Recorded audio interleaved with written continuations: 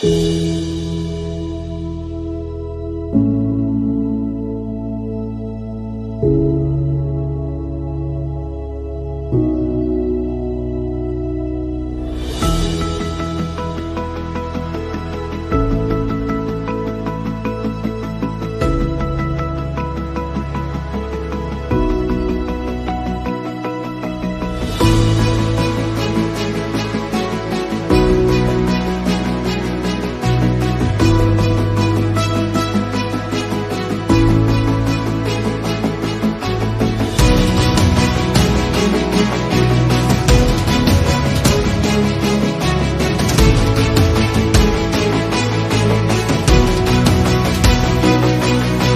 la iglesia decide permitirse que el Espíritu Santo te use y usted salga de esa puerta, usted va a ver el poder de Dios siendo manifiesto.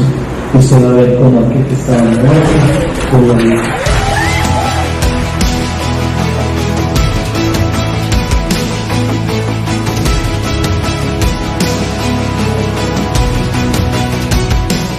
Si usted viene hoy por primera vez o no ha estado en medio de estas series, contarle que estamos en medio de una serie que se llama Hechos 29. Hechos 29 nace con el espíritu de que nosotros vamos a estudiar de dónde venimos, de dónde viene la iglesia, qué ha pasado con la iglesia, cómo llegamos a ser lo que hoy somos como iglesia de Cristo.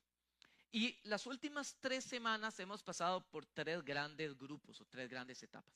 Etapa número 1, hace 3 semanas vimos lo que fue la iglesia después de los hechos, los discípulos de los discípulos.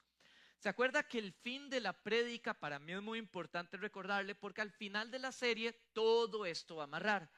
Entonces, hace 3 semanas estuvimos viendo cómo los discípulos tenían un objetivo: marcar su identidad, desligarse de la comunidad pagana romana en la cual ellos vivían, desligarse de mucha religiosidad y tradición judía para empezar a vivir esa fe cristiana.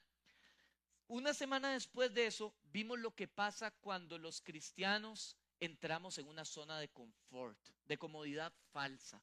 La comodidad es enemiga del crecimiento, hermanos. Las pruebas producen en nosotros crecimiento. La comodidad no produce nada. Y cuando Constantino viene y pone el título de que todo Roma va a ser cristiano, Tertuliano y Constantino ponen ese título, caemos bajo el entendimiento de que hay unos verdaderamente cristianos nacidos de nuevo y unos cristianos de título, pero que no han nacido de nuevo.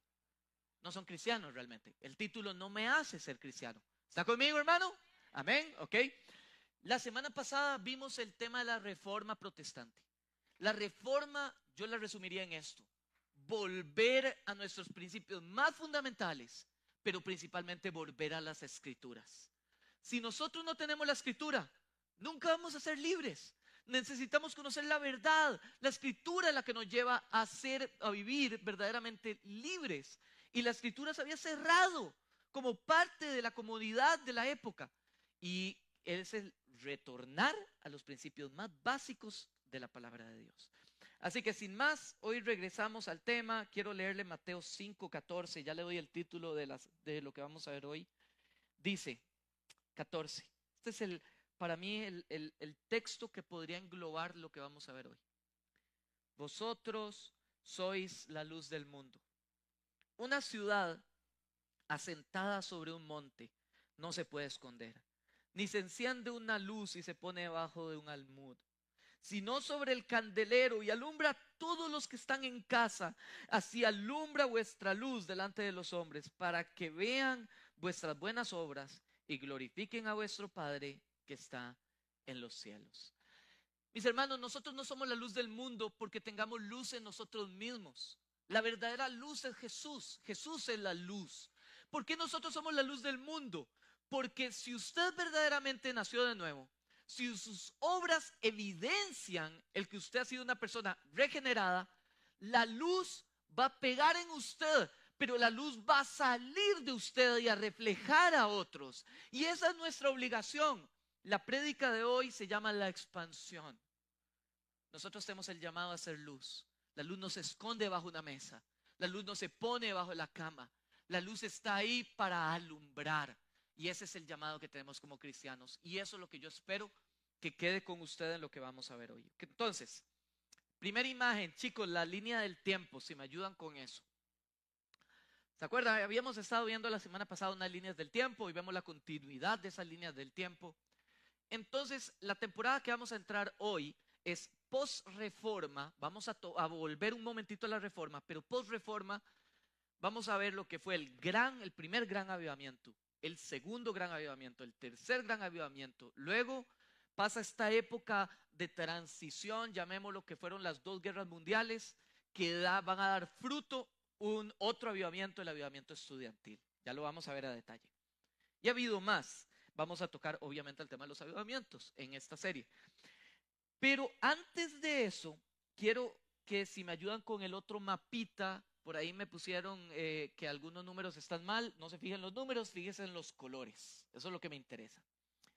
La reforma podríamos resumirla en 4 grandes reformas, que son las que usted puede ver aquí. Los luteranos, que es el color amarillito que usted ve ahí en Europa Central, Alemania, al norte, los países escandinavos, más al norte. Los reformados, que también centro de Europa, un poco a la izquierda, lo que es Francia, lo que es Países Bajos, etc. Los anabaptistas, al sur de Alemania, Suiza, Zúrich, que es donde nacen los anabaptistas, en cafecito, y en rojo arriba, en todo lo que es el Reino Unido, los anglicanos.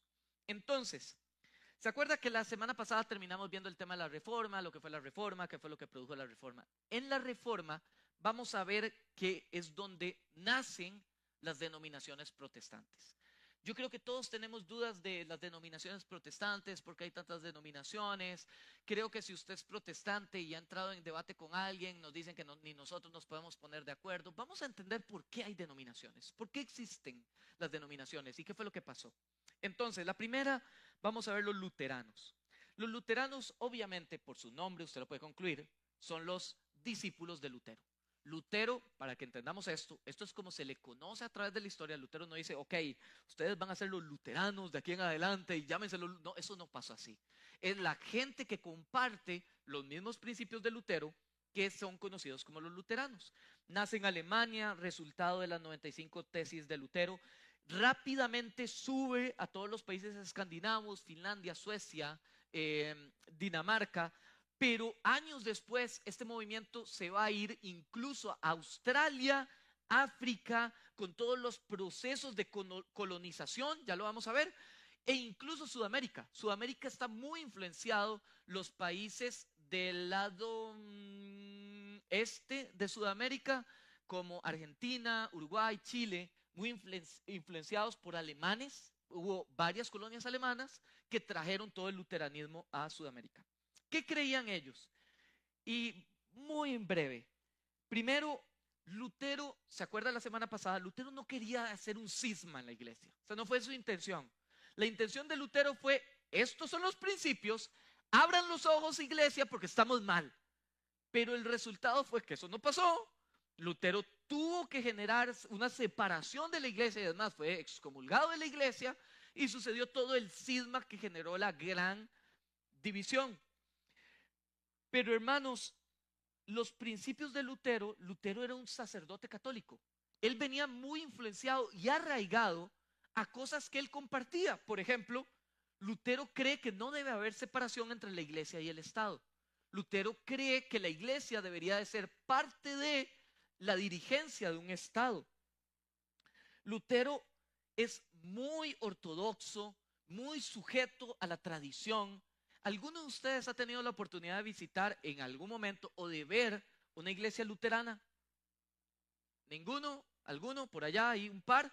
Si usted ha podido ir a una iglesia luterana, usted se va a dar cuenta con sus propios ojos que es muy parecida a una iglesia católica. Usted entra y va a encontrar similitudes muy cercanas, hasta en el tipo de asientos, que es la tradición que traía Lutero. Y Lutero se rige mucho, que esto los luteranos van a ser marcados más adelante por la Ilustración. Si usted ha estudiado estudios sociales, creo que los que están en el cole, que lo tienen más fresco, el pensamiento de la razón, el volver a la razón. El movimiento luterano es un movimiento muy analítico, pero muy analítico de la palabra de Dios, de las escrituras. Se van a racionalizar su fe. El resultado del luteranismo, la iglesia luterana, la iglesia pietista, si usted lo ha escuchado, y la iglesia morava. Son varios movimientos o denominaciones. Ya vamos a entender por qué le estoy contando esto. Segundo grupo, los reformados o calvinistas. Creo que ha escuchado un poco más, por lo menos el concepto reformado hoy en día se escucha mucho. Nace en Zúrich paralelo al movimiento de Lutero. Enrico Zwinglio tenía los mismos principios de solo por fe, solo por gracia, solo la escritura, solo en Cristo, solo la gloria de Dios. Tenían los mismos principios, creían lo mismo. Él conoció a Lutero, ellos fueron amigos y en algún momento separan sus movimientos porque ellos no se podían poner de acuerdo en algunos temas teológicos, como por ejemplo el bautismo. Ellos no compartían los mismos principios y se separan un poco. Fuera de eso, una vez que Zwinglio delega a su sucesor, que era su discípulo, Juan Calvino. Por eso es el nombre calvinistas. Juan Calvino sigue este movimiento muy apegado a la Biblia, un movimiento donde creía, igual que Lutero, que la iglesia debía ser parte del Estado y que pretendía una transformación moral a la sociedad. Ellos se enfocan mucho en la santidad, mucho en la moralidad. El fruto de esto, John Knox, un discípulo de Calvino, lleva el calvinismo, se empieza a extenderlo, lleva al norte de Gran Bretaña, Escocia, y nace la iglesia presbiteriana. El resultado de los reformados, la iglesia reformada, la iglesia presbiteriana, la iglesia puritana que existen hoy en día. El tercero, los anabaptistas. El movimiento anabaptista quiere decir rebautizado, vuelto a bautizar. El movimiento nace bajo el concepto de que un bebé no se puede bautizar, concepto que yo creo que nosotros sostenemos hoy. Yo no creo que un niño a muy temprana edad pueda decir es que recibió a Cristo. ¿Por qué no, pastor? Porque para usted recibir a Cristo necesita tener conciencia de por qué Jesús es tu Salvador. Para tener yo esa conciencia tengo que tener conciencia de que el pecado me separa de Dios y para ahí, en ese momento donde yo entiendo que necesito salvación para salir del pecado, entro en el entendimiento de la gracia. Dios solo puede, pastor, sí, Dios solo puede. Entiendo eso, usted me puede decir eso. Pero por lo menos teológicamente usted tiene que tener algún grado de conciencia. El movimiento anabaptista nace con ese principio. Ellos eran muy fundamentalistas de la Biblia. ¿Qué quiere decir eso? Que leían la Biblia como si fuera un libro literal. Todos lo leían literal. No todo, pero la gran mayoría de la Biblia. Nace en Zúrich, se desarrolla en todo el centro de Alemania, de Europa, perdón, y su principal expositor es Menno Simons, fundador más adelante de la iglesia menonita. Usted lo ha escuchado, por lo menos, si no, después lo puede buscar. Ellos creían en el pacifismo extremo, fueron muy perseguidos en Zúrich, muy perseguidos, porque ellos no ponían oposición. Ellos creían que no podían poner oposición, ellos eran pacifistas y creían en algo muy lindo que hay que atesorar, en la comunidad muy cercana. Ellos eran muy cercanos, muy amigos, se vestían igual, hablaban igual, se veían igual, y ya le voy a contar por qué le estoy diciendo esto. Porque el resultado, a diferencia de Lutero y de Calvino, ellos creían una separación radical entre la iglesia y el Estado. Ellos eran muy distintos en esto y creían en la hermandad y la comunidad. El resultado, la iglesia menonita, la iglesia Amish y la iglesia uteritas, los uteritas. Si usted ha visto los Amish en algún momento, usted ha visto esta gente que es tan en contra de la tecnología, viven a la antigua, crean o producen sus propios productos, todos lo manejan en comunidad, todos son familia, todos son cercanos. Y me gustaría rescatar esa parte. Por último, los anglicanos. La iglesia anglicana nace de una forma no muy buena. El rey Enrico VII se quería separar de su esposa. Y él va a la iglesia católica, se presenta delante del papa y le dice, yo me quiero divorciar. El papa le dice, no, no puedes divorciarte. Él dice, ok, perfecto, me separo de la iglesia católica, ya no soy católico, ahora fundo la iglesia anglicana de Inglaterra y yo mismo voy a ser la autoridad, yo mismo me separo de mi esposa, se separa de su esposa y ahí nace la iglesia anglicana. Nace de una forma terrible, sí, pero hay cosas que le podemos rescatar. La iglesia anglicana fue una iglesia muy abierta a interpretaciones, a que no hay una sola forma, a escuchar a otros, a ver lo que otros enseñan. Creo que su mayor legado fue la Biblia que quizás es más consumida hoy a nivel mundial. La Biblia que se llama King James, producida por los anglicanos. El resultado de la iglesia anglicana, los bautistas, los cuaqueros, los episcopales. Más adelante del movimiento bautista viene el movimiento metodista, del movimiento metodista viene el movimiento de santidad, el movimiento pentecostal y el movimiento carismático. Todo eso viene de la iglesia anglicana. Entonces, ¿por qué le estoy contando esta historia, hermano? Qué montón de información, qué largo está esto. ¿Por qué le estoy contando esto? Porque para mí es muy importante llegar a esto. ¿Por qué existen denominaciones? Y quiero tratar de explicárselo lo más rápido posible. Como iglesia nosotros debemos entender que si bien la Biblia es un libro escrito, inspirado por Dios, dado por Dios, la palabra de Dios es perfecta, la palabra de Dios es infalible. La palabra de Dios, cuando usted se va a textos en el original, va a encontrar interpretaciones. En el concepto teológico se le llaman horizontes, formas de ver algo. Voy a poner un ejemplo. Si usted viera mis notas ahí en mi teléfono y yo le pregunto a usted qué color es mi teléfono, usted me va a decir negro, yo le voy a decir azul.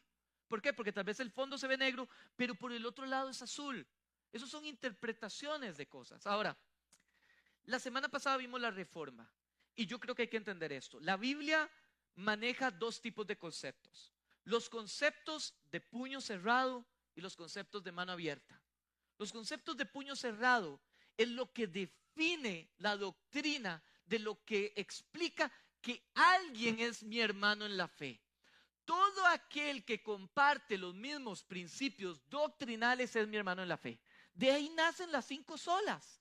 Si usted no cree si usted cree que puede ir al cielo por obras, que no es por gracia, por fe en Cristo, si usted no cree que Cristo es Dios, si usted no cree que Cristo nació de forma sobrenatural, virginal, que vino al mundo, que vino y vivió una vida perfecta, usted cree que fue ahí una persona interesante, que murió crucificado para perdón de nuestros pecados, que resucitó y que no fue una aparición holográfica o tantas cosas, que fue un tema espiritual que trata de explicar. No, Él anduvo entre nosotros, vivió, estuvo entre nosotros, fue llevado al cielo y regresará. Si usted no cree eso, usted no es mi hermano en la fe.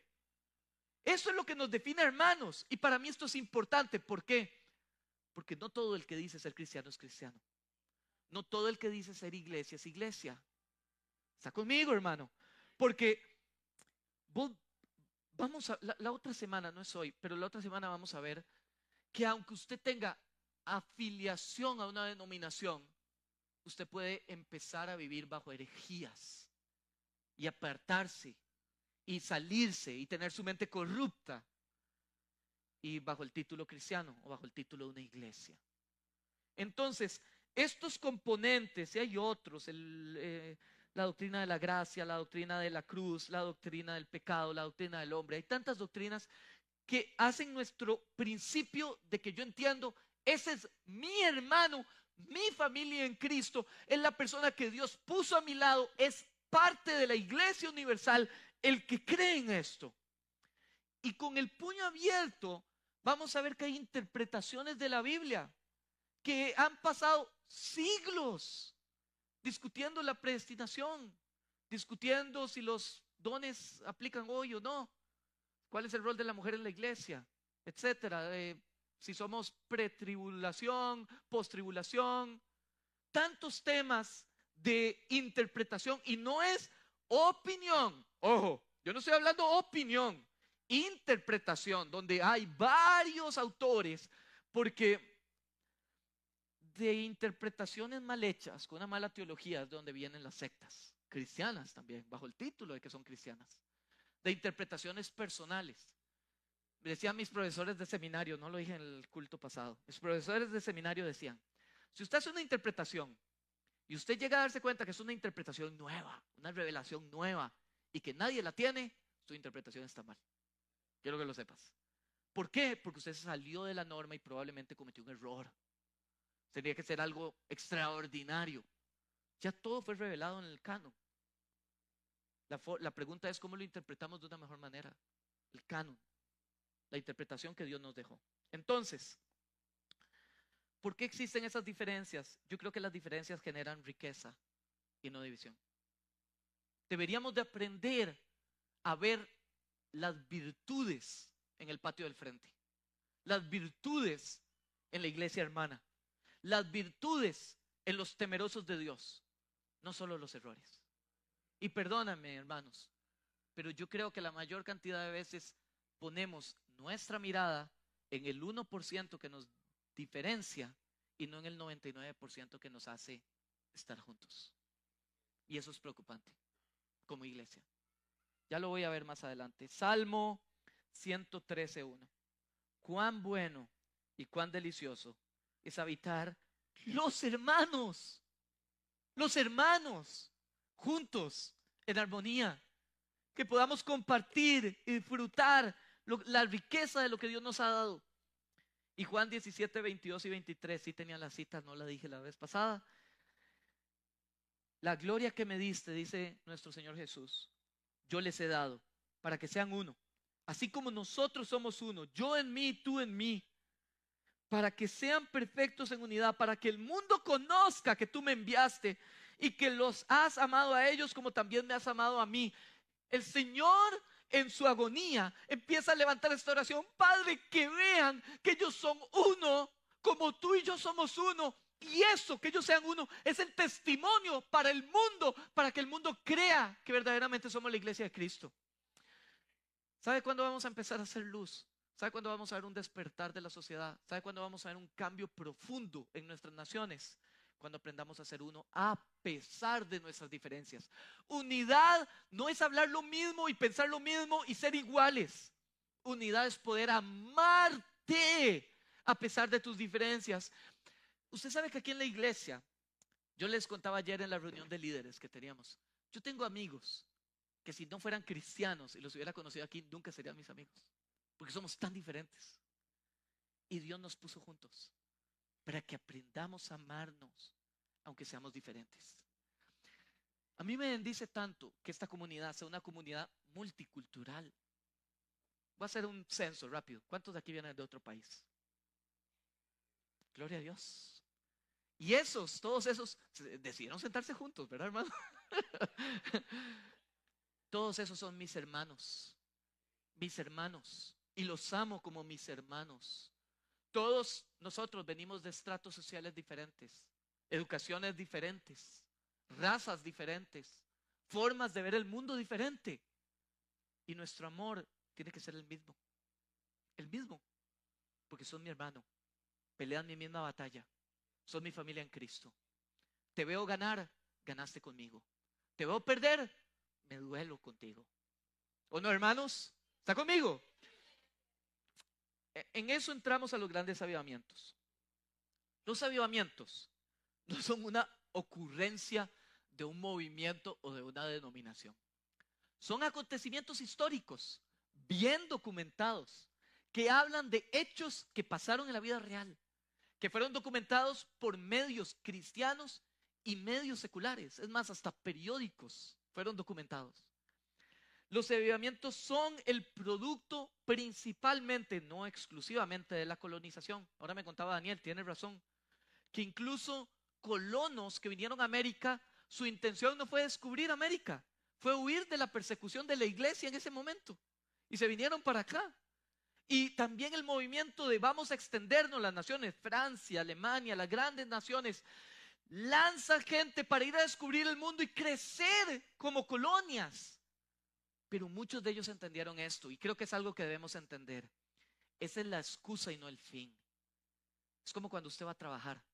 Usted va a trabajar como excusa y no como fin. El fin máximo de su trabajo es que llegue luz a su trabajo, que llegue una persona que hable de Cristo, que llegue una persona que empiece un devocional, que llegue una persona que ore por alguien, que ore por ese lugar, que transforme el ambiente, porque es la luz del mundo, igual que todos los que estamos aquí.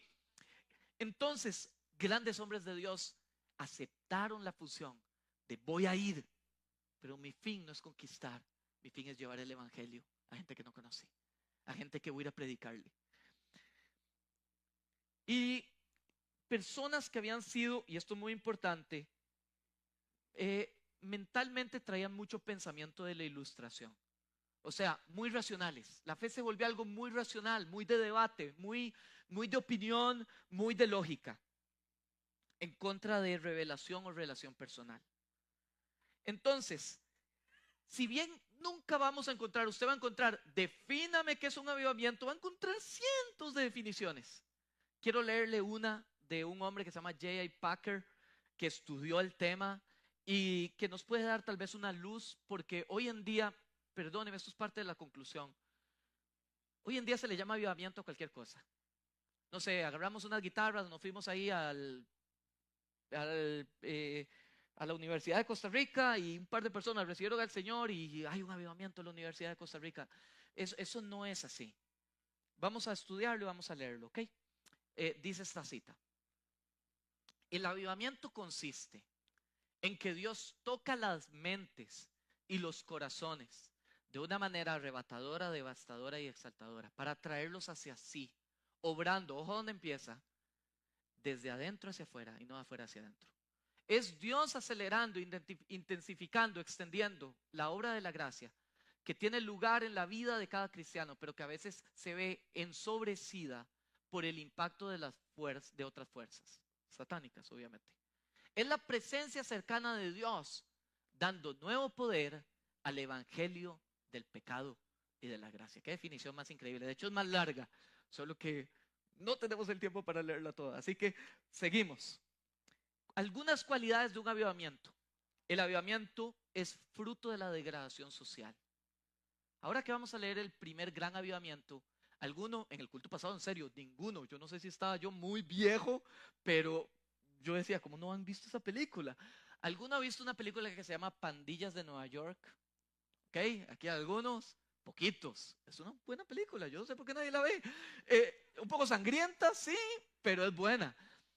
Cuando usted empieza a ver Pandillas de Nueva York, si usted la ha visto, usted se va a dar cuenta, ese fue el proceso o parte del proceso de colonización de las colonias, de las 13 colonias en Estados Unidos. El inicio de la película empieza con imágenes de la degradación social. Ahí era tierra de nadie, prostitución por doquier, los gobernantes completamente corruptos, todo era en función del dinero, todo mundo robaba, todo era la ley del más fuerte, la ley de la guerra, la ley del palo, todo era así, esa era la realidad de la época. Entonces los avivamientos son fruto de la degradación social. Los avivamientos se producen cuando hay hambre y sed de buscar de Cristo. No hambre y sed de buscar avivamiento. Voy a repetirlo. Ningún avivamiento es fruto de buscar avivamiento. Porque hoy yo creo que está de moda que las iglesias buscan avivamiento. Vamos a hacer tal cosa y sacamos unas guitarras y va a venir el avivamiento. El avivamiento no es el fin. El fin de estos hombres era buscar de Dios. Había hambre, había pasión, había santidad y arrepentimiento. Esa es la cualidad que desata un verdadero avivamiento de parte de Dios. Un mover del Espíritu de Dios. Un despertar del Espíritu de Dios. Y ahí es donde se da el primer gran despertar, en medio de esa situación social terrible. El gran avivamiento, el gran despertar, 1734 a 1750. Esto empieza en las colonias británicas, pero se mueve a las colonias americanas, donde hombres como George Whitefield, los hermanos Charles y John Wesley y Jonathan Edwards, principalmente, hay varios, empiezan un movimiento de predicación muy diferente a lo que había en la época. En la época era prédicas en iglesias cerradas, donde la prédica era muy cordial, muy recta, muy litúrgica. Y ellos empiezan un movimiento donde estos hombres llenos del Espíritu Santo empiezan a predicar en plazas. y empiezan a dar un mensaje un poco distinto al que daba la iglesia. Yo no estoy diciendo que la iglesia todo lo hiciera mal. Había cosas que lo hacía bien, pero el mensaje era diferente. Pasamos de un Dios de condenación a un Dios que si te arrepientes, te perdona y te abraza y te ama y se convierte en tu Padre. Y mis hermanos, eso cambió la forma en que la gente empezó a recibir el Evangelio. La gente empezó a llegar por cientos, por miles, se empezó a hacer grande, empezó a haber milagros, empezó a haber sanidades, empezó a haber prodigios, porque había hombres comprometidos con la predicación, comprometidos con la obra. Pero otro sello de los avivamientos es que los avivamientos nunca se quedaron en la iglesia. Fueron el vehículo que Dios usó para transformar sociedades enteras. Este gran avivamiento cambió la abolición, empezó el proceso de abolición de la esclavitud. Empezó los procesos de legalización del bienestar infantil, que no había leyes para cubrir a los niños. El desarrollo de salud y principalmente el desarrollo de educación. Le voy a dar una máxima aquí para que se lleve. Hermanos, las grandes universidades, las más prestigiosas de toda la historia, son fundadas por cristianos. Rogers University, Princeton, Brown, nacieron en este avivamiento. Producto de este avivamiento. La visitación a las iglesias pasó de 14% de la población a 55% de la población. Empezó a ir a iglesias, a conocer al Señor, a conocer la fe cristiana. Ahorita cuando yo estaba haciendo la investigación, no sé, y dejo ahí la nota, si esto es inteligencia artificial, porque ahorita es difícil sacar qué es y qué no, pero parecía que este año van a lanzar una película que se llama El Gran Avivamiento. Y parecía que es la historia de este hombre, Whitefield, este predicador, que era muy amigo de los padres fundadores de la República de Estados Unidos. Y la relación, estos hombres eran hombres de fe. Cada uno o la gran mayoría de los fundadores de la Constitución en los Estados Unidos eran hombres de fe. Y ellos dicen lo siguiente, no me acuerdo si era Thomas Jefferson, creo, pero dice lo siguiente: la revolución en los Estados Unidos inició con una revolución espiritual, que fue el gran avivamiento. Qué interesante. Y cómo Dios usa a su pueblo para impactar la civilización. Estamos llamados a hacer luz a la sociedad. Segundo gran avivamiento, me ponen la cita, porfa, de Jonathan Edwards. Cuando Dios se manifiesta de manera gloriosa en su iglesia, entonces Él es maravillosamente feliz. Dios quiere manifestarse de forma gloriosa. El segundo gran avivamiento, 1824-1840, y empieza en una ciudad pequeña de Tennessee, se llama Bourbon, Tennessee. En esa ciudad empiezan a hacer pequeñas campañas en tiendas gigantes. Vea, si usted es un evangélico de muchos años, yo me acuerdo, yo estaba muy pequeño, pero ¿cuántos íbamos a las campañas en tiendas gigantes? ¿Hay alguno? ¿Se acuerdan de ese tiempo, de los tiempos de carpas? Así empezó en ese lugar. Ese fue el movimiento que empezó en Estados Unidos, donde quizás su figura más predominante era Charles Finney. No fue tan emocional como el primer gran avivamiento, pero fue igual de poderoso, porque el fin de ese avivamiento era traer una convicción de que Dios existe a la sociedad, no solo a la iglesia. El 10% de toda la población del estado de Kentucky se cree que empezó a ir a estos movimientos. El ejército estaba tan interesado que iban a supervisar lo que se estaba haciendo porque era gigante. Dicen que desde los pueblos aledaños se escuchaba el rugir de la adoración, el rugir de la predicación en esos momentos, en esos lugares. La gente empezó a llegar por decenas, por cientos de miles. Se cree que hasta 500,000 personas llegaron a la fe como parte de ese movimiento. Ese movimiento, el fruto fue el fin de la era de la esclavitud en pro de los derechos de las mujeres. Fue parte de ese movimiento y en contra del alcoholismo, que era un problema de la ilegalidad que había en ese momento en la producción de alcohol en Estados Unidos. Fue parte de lo que atacó ese movimiento. Estados Unidos crecía a una promedio de 4x la población. Las iglesias crecían a 10x. 10x, más de 2 veces el tamaño de lo que la población crecía. Y este fruto este avivamiento se le llamaba el avivamiento donde entran, la gente sale y no vuelve. Qué interesante. La gente entró al movimiento, recibían tanto de Dios que salían tan convencidos que ellos no regresaban. Su fin era salir y ir a predicar el evangelio a otros lugares. De ahí viene el movimiento misionero. Ellos empezaron a llevar el evangelio a quizá los lugares donde nosotros venimos. Latinoamérica fue el fruto de eso. Asia fue el fruto de eso. África fue el fruto de eso. La convicción de hombres que dijeron, yo voy a llevar el evangelio a esos lugares. Una cita de Charles Finney. Dice, una iglesia que no está dispuesta a agonizar con el corazón por avivamiento, puede tener avivamiento que discuten, pero no un avivamiento que priva al mundo del gozo por salvar a las almas y a la iglesia de sus manos más impías, pero no continuará en avivamiento. Básicamente lo que él está diciendo es, el verdadero avivamiento, el real, anda buscando santidad, anda buscando integridad, anda buscando radicalidad por la fe. El tercer gran avivamiento que vamos a ver hoy es de 1856 a 1910. Las citas cambian un poquito dependiendo de la fuente. Lo dirigieron grandes hombres de Dios como Moody, Spurgeon o William Booth. Este avivamiento se centró en 2 cosas: el envío oficial de misioneros a otros lugares, la relación personal con Dios y su predicación y la obra social, y su predicación estaba centrada en la segunda venida de Cristo. La gente empezó a escuchar en medio, una vez más, de sociedades corruptas que Cristo viene pronto, y la gente empezó a correr, a arrepentirse de su condición espiritual. Santidad y experiencias sobrenaturales fueron su sello.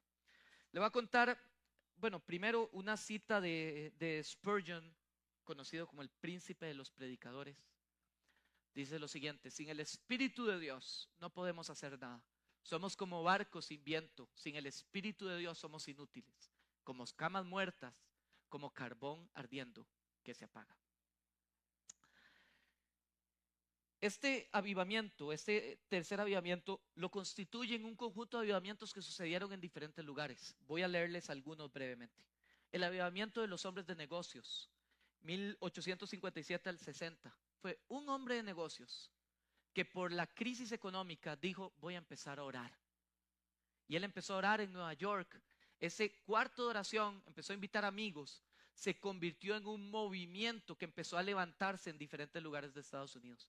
Llegó un punto donde ellos oraban todos los días. Se reunían hasta 1 millón de personas en diferentes lugares a orar todos los días por una nación que necesitaba de Jesús. De predicadores al aire libre, predicadores en carpas, a un cuartito de oración. ¿Ven las diferencias? Nunca la misma fórmula. El avivamiento pentecostal. Un hombre llamado William Seymour, de aquí viene la iglesia pentecostal. Se les conocían como los fanáticos. ¿Han dicho usted fanático? Este hombre, William Seymour, un hombre de color, en un tiempo donde había mucho racismo todavía, empieza un grupo de oración en su casa, chiquitito, un jec en su casa. Y él empieza a orar en ese lugar. Y ese lugar pasó a hacerse tan grande y tan incómodo que le dicen, ocupamos alquilar un lugar. Y él va a un lugar en Los Ángeles que se llama la calle Azusa. Y él alquila un pequeño lugar pequeño, como este tamaño más o menos. Pequeño para el tamaño de iglesias en Estados Unidos. Empezó a crecer. Se reporta que la asistencia empezó a darse de 300 hasta 1,500 personas por día. Pasó de ser una reunión semanal a una reunión diaria.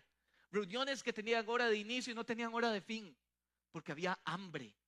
Cuando usted tiene hambre, hermanos, usted no le importa el tiempo. Usted simplemente quiere escuchar más, quiere recibir más. El avivamiento empezó a ser tal que la gente pasaba por la calle y no podían pasar caminando sin decir, necesito entrar a ese lugar, y recibían de Cristo por miles y por miles que fueron personas que más adelante fueron enviadas de misioneros.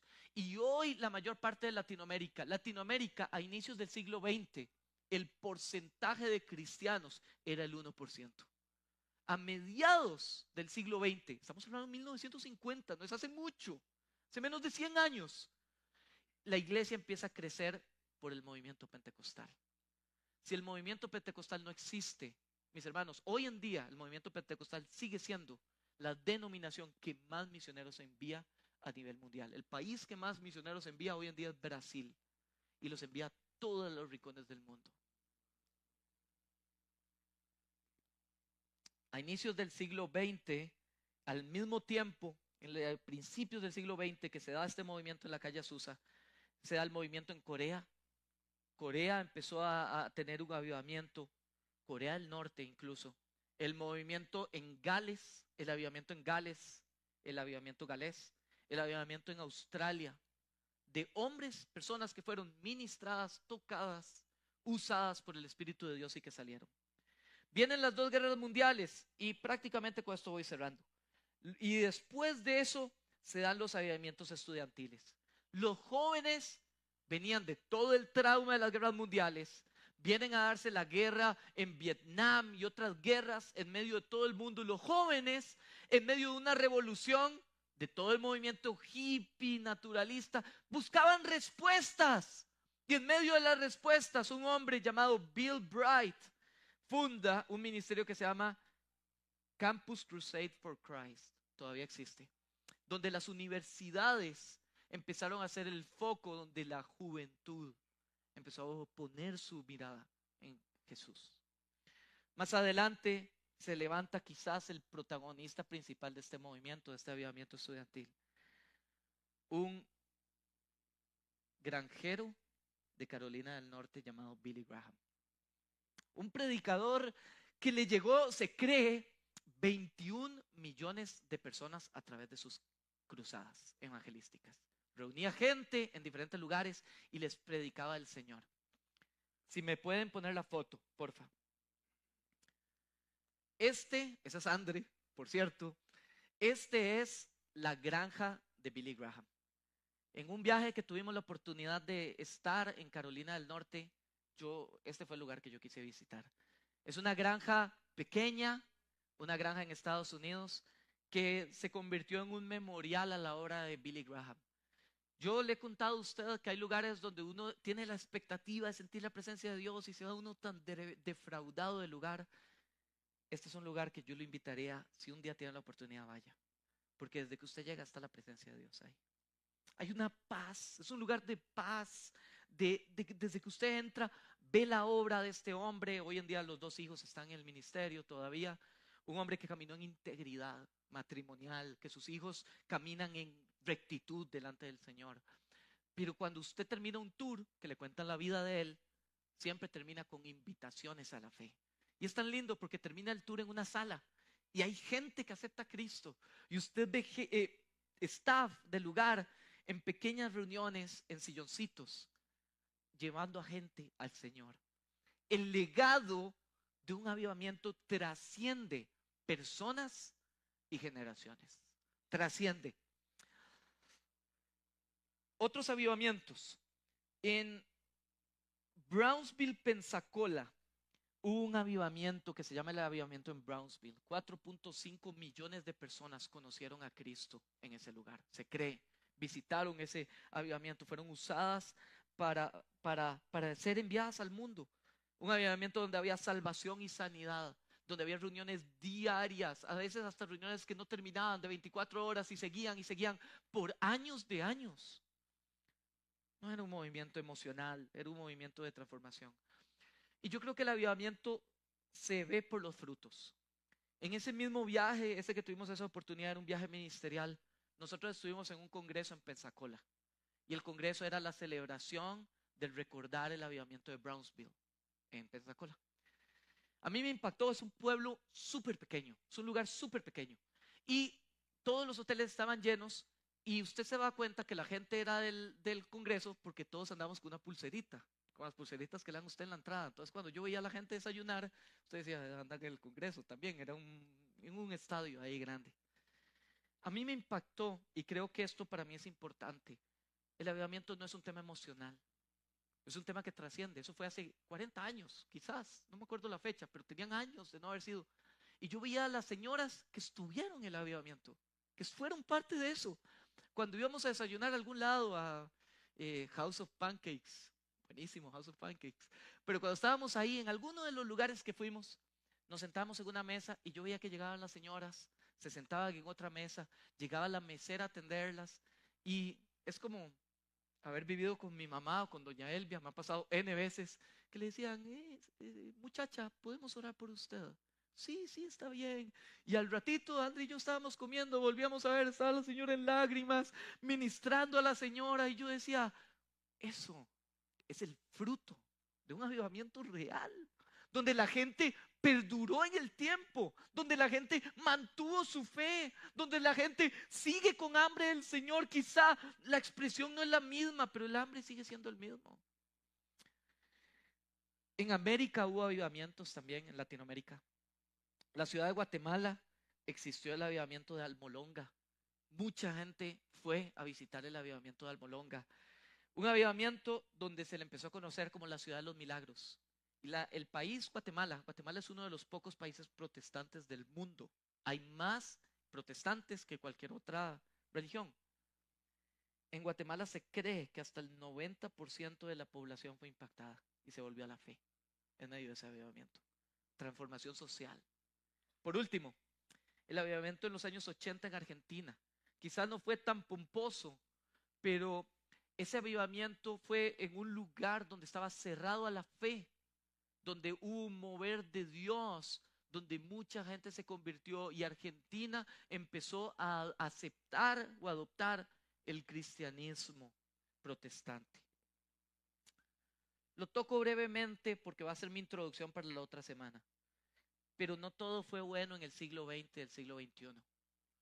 ¿Usted sabía que en el siglo XX la cantidad de mártires cristianos, solo en el siglo XX, en los años 1900, fue superior a todos los mártires de todos los siglos anteriores? Desde el año 0 hasta el siglo XIX.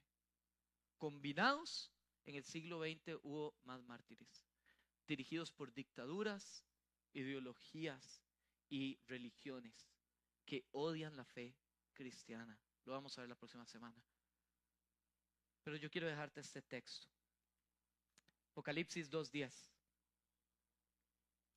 No temas en nada lo que vas a padecer. Iglesia, no temas lo que vas a padecer. Pon tu mirada en Cristo. He aquí el diablo echará a algunos de vosotros a la cárcel para que seáis probados y tendráis tribulación por 10 días, por un tiempo. Sé fiel hasta la muerte y yo te daré la corona de la vida. Para mí ese es un llamado para los fieles, para los fieles, para los que entienden que es más importante preservar su espíritu a su cuerpo. Los que aman más a Cristo de lo que aman su propia vida. Para esos yo le estoy diciendo, persevera, porque tú eres real. Si tú lo tomas, tú eres real. Hermanos, hoy vimos dos temas. Hablamos del avivamiento y hablamos de las denominaciones. Quiero cerrar con esto. Voy a empezar con el tema del avivamiento. Los avivamientos son frutos, o es fruto, resultado de la obediencia, la santidad y el hambre. Obediencia, santidad y hambre. Es soberanía de Dios, pero yo tengo que llevarte a dudar cómo viniste hoy a la iglesia. Porque pudiste haber venido a cumplir, pudiste haber venido a estar porque me toca, porque soy parte, porque si no me quitan. Pero el llamado que Dios nos hace es a obediencia, santidad y hambre. Si usted se ha metido en alguna temporada de su vida, y lo invito a que sea esta, y lo invito a que sea lo antes posible, a orar, a clamar, a ayunar, a buscar la presencia de Dios, usted se va a dar cuenta de esto. Dios empieza a traer un hambre que es insaciable, y usted va y entra y se quedaste una hora en la presencia de Dios y llega un momento donde usted sale y usted nada más dice, yo quiero regresar a esa temporada, quiero regresar a estar ahí. Cuando hay hambre, el Señor empieza a ensanchar tu espíritu, a buscar más de Él. Como testimonio personal, en algún momento el Señor me empezó a llamar a estar soltero, porque yo tenía que trabajar temas a nivel personal. Y pasé un año de soltería antes de conocer a mi esposa. Y Dios me llamó ese año y yo era una persona que era tan herida, tan necesitada, odiaba tanto la soledad, tanto la soledad. Y el Señor me llama, ocupo que estés solo. Y no solo sin pareja, solo sin amigos, solo. Y para mí era tan extraño quedarme un viernes en la noche en la casa. Y me empecé a quedar y yo dije, Señor, voy a buscarte. Y empezó como algo que yo no entendía, pero terminó con algo que yo ya empecé a dejar de desear lo que antes deseaba. Mi corazón se transformó hacia el Señor y yo prefería, a veces me invitaban, vamos al cine, vieras que no, es que no puedo, porque lo que quería era estar en la presencia de Dios. Ya empezó a ser suficiente y necesario, yo solo quería estar con Él. Mi hermano, el hambre produce hambre. La pregunta es si usted tiene hambre, porque si usted tiene hambre, usted será saciado. Si usted no tiene nada, usted no va a recibir nada. Si no hay hambre, no va a recibir nada. Necesitas tener hambre de Él. Isaías 57:15. Porque así dice el alto y el sublime, el que habita en la eternidad y cuyo nombre es el santo, perdón. Yo habito en la altura y en la santidad, en la altura y en la santidad, en la altura y en la santidad, apartado y en la santidad, y en el quebrantado y humilde de espíritu, porque Dios no trabaja con el orgulloso, con el humilde, para vivificar el espíritu de los humildes y para vivificar, avivar el corazón de los quebrantados. Usted va a encontrar un patrón común en estos grandes hombres de Dios usados en avivamientos: humildad. Eran hombres humildes. Eran hombres que no quisieron empezar un movimiento para ser conocidos, para traer la gloria a ellos, para traer el beneficio personal. Ellos lo que querían era más de Cristo, más de Jesús, conocerlo a Él. Tenían hambre de Él. Entendían que ellos eran vasos frágiles e inútiles de no ser por el Espíritu de Dios.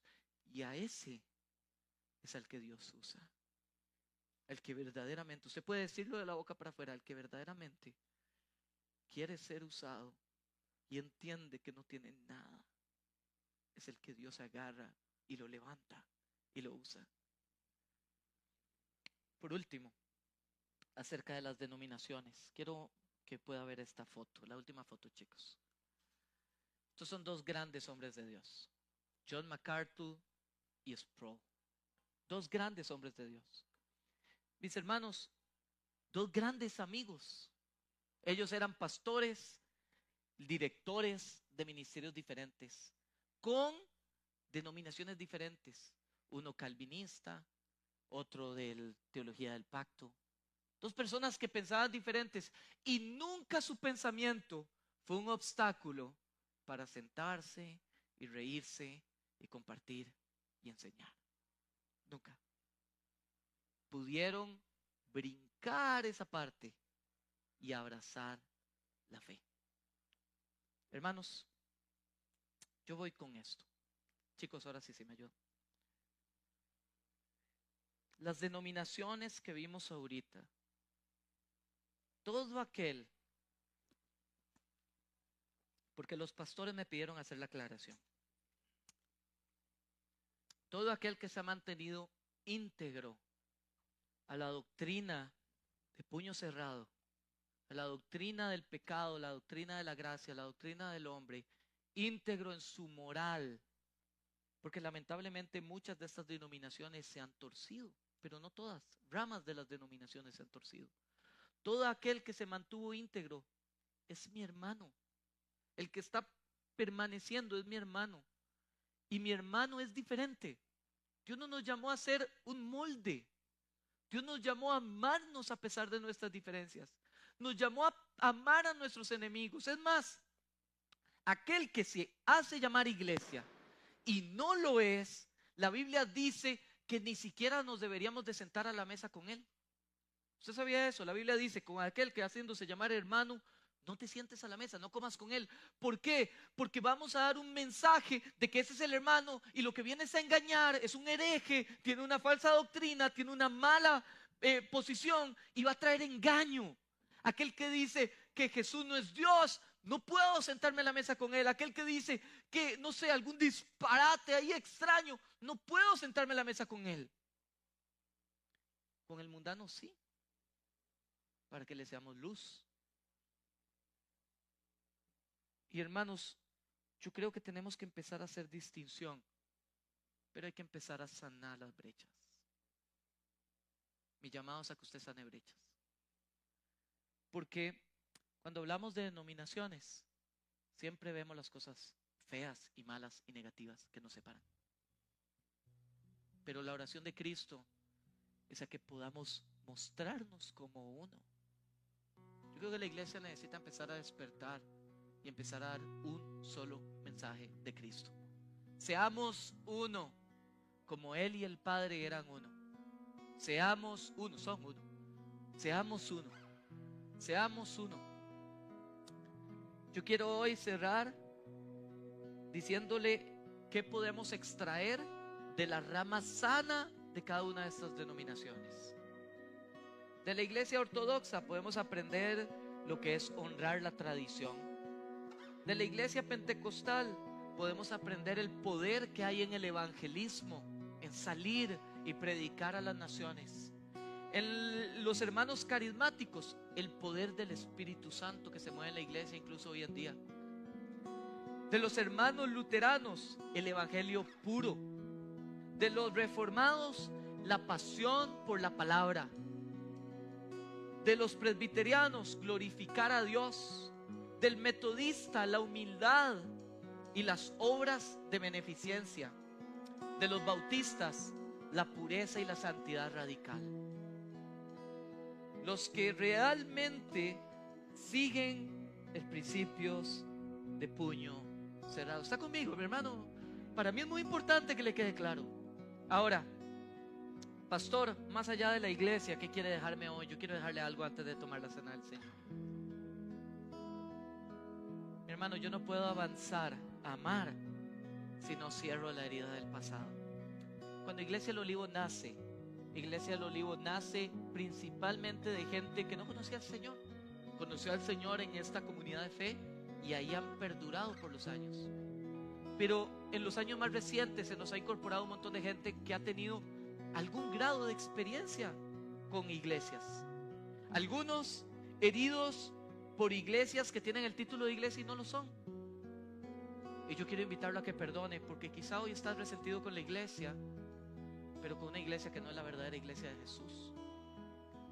Pero otros también han sido heridos por personas humanas. Al final todos los que estamos aquí somos humanos y fallamos, todos, pero no hemos superado la herida.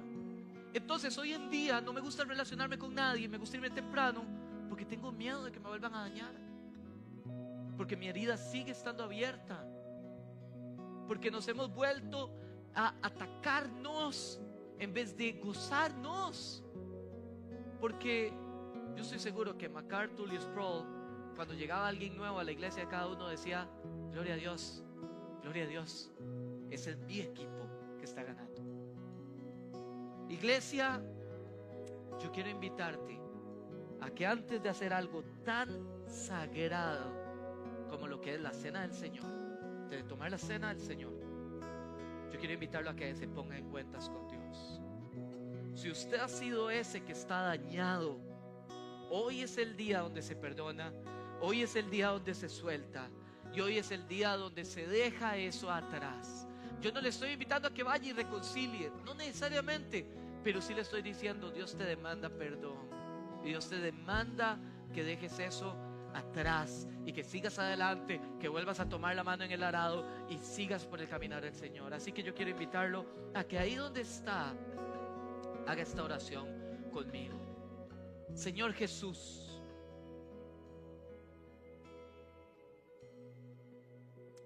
Padre, solo tú conoces mi corazón, solo tú conoces mi corazón. Tú sabes si estoy herido o no. Tú sabes si guardo rencor o no. Tú sabes si una acción, una palabra me dolió tanto que hoy sigo herido. Y yo quiero pedirte, Señor, que hoy me dirijas en ese perdón. Yo quiero invitarlo a que ahí con su boca pueda abrirla y decir: Señor, perdono a ese líder, a ese pastor, a ese hermano, a ese movimiento. No sé, lo que el Señor le ponga, pero diga: Señor, yo lo perdono, yo la perdono, yo la suelto, yo lo suelto en el nombre de Jesús. Y ahora viene lo más difícil. ¿Cómo usted se da cuenta si usted perdonó sinceramente? Bendiga. Usted se da cuenta que usted puede perdonar cuando usted puede bendecir a alguien. Ahora, ahí donde está, vuelva a inclinar su rostro. Si esta fue su oración, sé que no es todos, pero si esta fue la suya, para darle el espacio a ese hermano que lo necesita, que ahí usted incline su rostro y diga: Señor, lo bendigo. Bendigo su casa, bendigo sus hijos, sus generaciones, todo lo que él emprenda. Tú me has llamado a bendecir. Hoy, Señor, de mi boca sale bendición que sana la herida más profunda de mi corazón. En el nombre de Jesús.